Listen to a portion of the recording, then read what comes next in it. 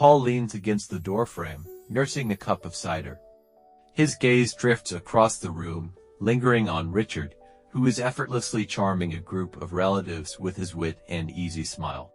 Richard's confidence seems to light up the space, making him the undeniable center of attention. Paul's grip tightens on his cup as he shifts his weight uncomfortably. He can't help but notice the way Richard's dark hair falls over his forehead, or the casual way he laughs, as if he owns the room. A pang of longing stirs in Paul, followed swiftly by guilt. How could he feel this way about someone so close, yet so untouchable? A child's voice pierces the moment, breaking Paul's reverie. Paul remains at the periphery, quietly watching, caught in a swirl of emotions he can't quite escape. Richard, now glancing in Paul's direction. Their eyes meet for a brief, charged moment. Richard raises an eyebrow, as if inviting Paul to join the fun. Paul quickly looks away, his heart racing. The room is loud, but all Paul can hear is the echo of his own thoughts.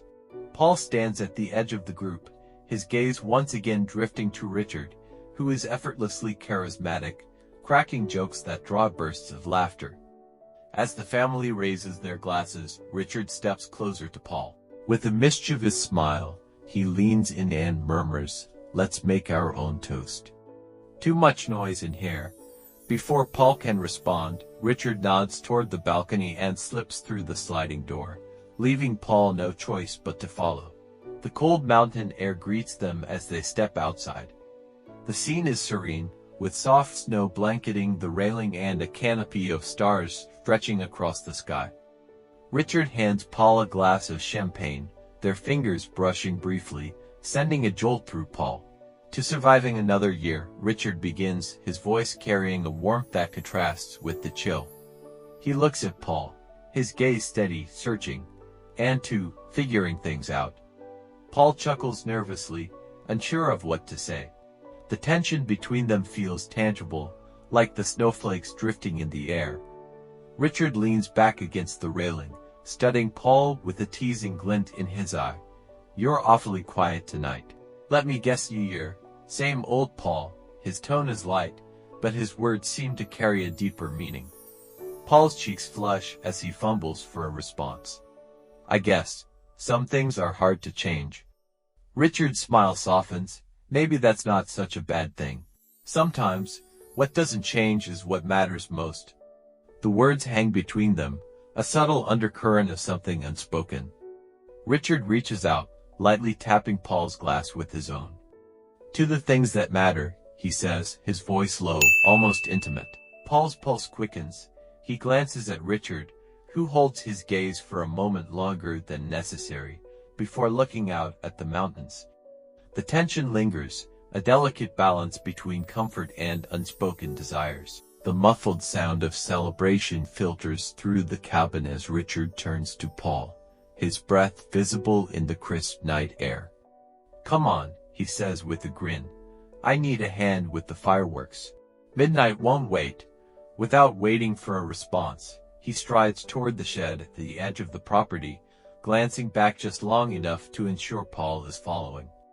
Paul hesitates, torn between the desire to stay and the fear of what being alone with Richard might stir.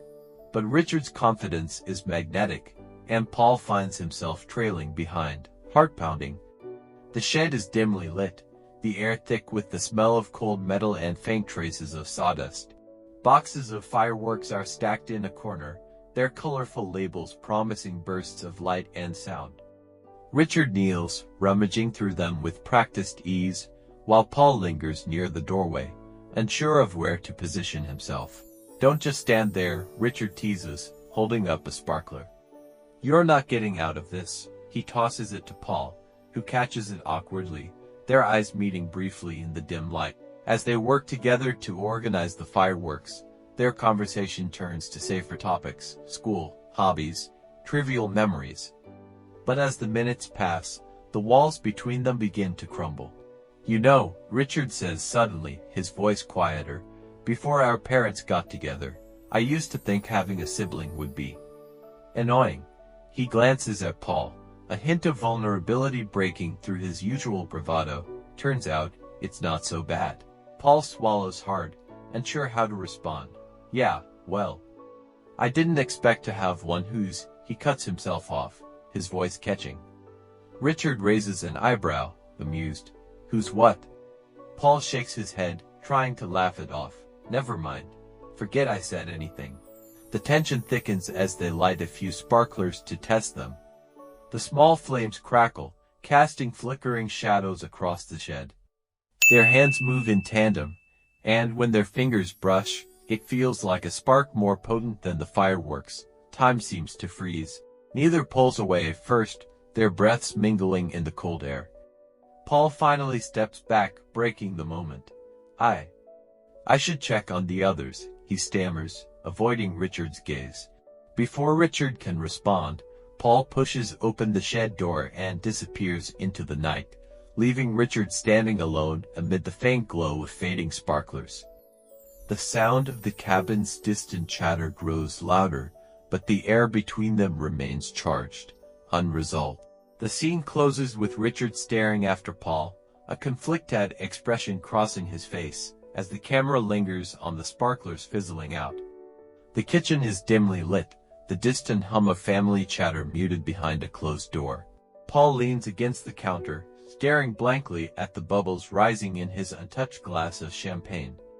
His thoughts spiral, replaying the fleeting touch in the shed and the weight of Richard's lingering gaze. The memory is vivid, too vivid, making his heart race and his stomach churn. The door creaks open, and Paul freezes.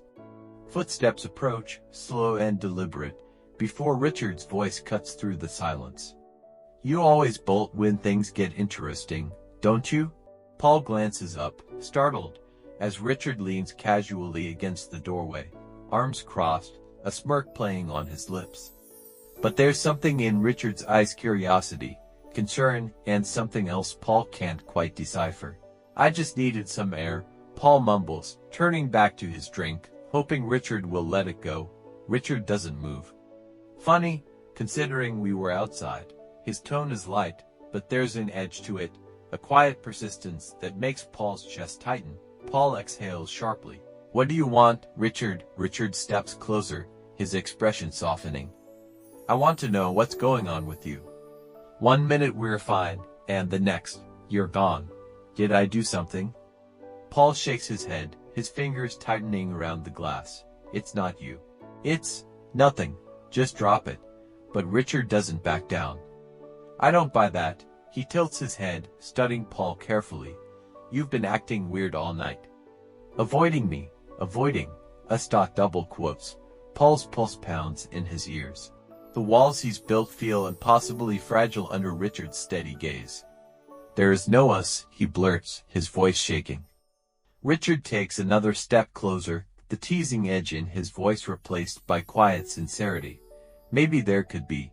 The words hang in the air, heavy and undeniable.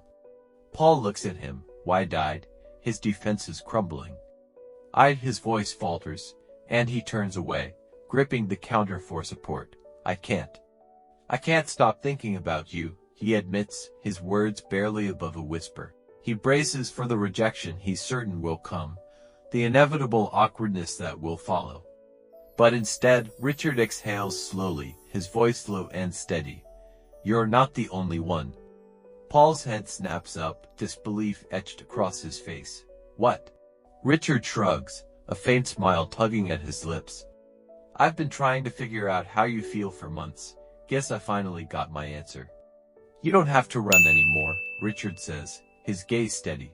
Paul's heart pounds, his instincts screaming to retreat, but something in Richard's tone holds him in place. The tension crackles between them, an invisible thread pulling them closer. Richard reaches out, his fingers brushing lightly against Paul's hand on the counter. The simple touch sends a shiver through Paul, and he looks up, meeting Richard's eyes. There's no teasing now, no uncertainty, just a quiet vulnerability that makes Paul's breath hitch. Richard leans in slowly, giving Paul time to pull away, but Paul doesn't. He closes his eyes, and when their lips finally meet, it's soft and hesitant, a moment filled with the weight of everything left unsaid. The kiss deepens, a mix of nervous energy and quiet relief, as if they've both been holding their breath for far too long. Paul feels the world fade around them, the noise of the celebration, the fear, the doubt. For the first time, it's just them. A loud knock on the kitchen door shatters the moment. "Hey, you two in there?" A family member calls out, their voice cheerful, but oblivious. It's almost time for the countdown. They break apart, startled, their breaths mingling in the quiet that follows. Paul's cheeks flush, his fingers instinctively brushing his lips as he looks anywhere but at Richard. Richard, however, is calm, a faint smile tugging at the corner of his mouth. He tilts his head, his voice low and teasing but filled with warmth. "Guess we'll have to hit pause." Paul finally meets his gaze, a nervous laugh escaping as the tension begins to dissipate.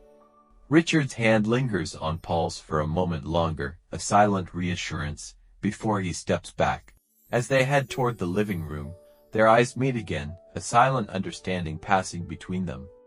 For now, this is theirs to keep, a fragile, beautiful secret amidst the chaos of the New Year's Eve celebration. Paul tries to focus on the celebration, but his heart is a whirlwind. The memory of their kiss lingers, vivid and all-consuming. He barely notices when Richard excuses himself from the group and begins weaving through the crowd. Before Paul can react, Richard is beside him, his voice low enough that only Paul can hear. "Come with me." Paul hesitates, his pulse quickening, but Richard's expression is steady, his confidence unwavering. With a small nod, Paul follows Richard through the throng of relatives, slipping out the back door just as the countdown begins. Outside, the air is sharp and quiet, a stark contrast to the chaos inside. Snow crunches underfoot as they move toward the edge of the property, where the fireworks are set to light up the sky. The world feels smaller here, the stars overhead brighter, the moment more intimate. 10, 9. The muffled voices from inside echo faintly. Richard turns to Paul, his expression serious but soft. "I didn't want to end the year without this." 8, 7. Paul blinks, his breath hitching. "Without what, 6, 5. Richard steps closer, his hand brushing against Paul's, sending a warm shiver up his arm. "Without starting something worth looking forward to." 4, 3. Paul doesn't have time to overthink. Richard closes the gap between them, and their lips meet again, this time with more certainty. The kiss is tender yet full of unspoken promises, a quiet affirmation of what they both feel but haven't fully said. 2, 1. Happy New Year! Fireworks burst into the sky, illuminating the night in brilliant colors. The sound is distant, almost dreamlike, as they pull apart, their foreheads resting against each other. For a moment, the world feels suspended, the noise and light fading into the background. Paul looks at Richard, a small smile breaking through his uncertainty. "So, what now?" Richard grins, his hand slipping into Paul's, one step at a time. "We've got a whole year to figure it out. Do you want to know how their love story is going? Like, share and subscribe to the channel. We are Pride Stories Unfiltered, your #1 pride."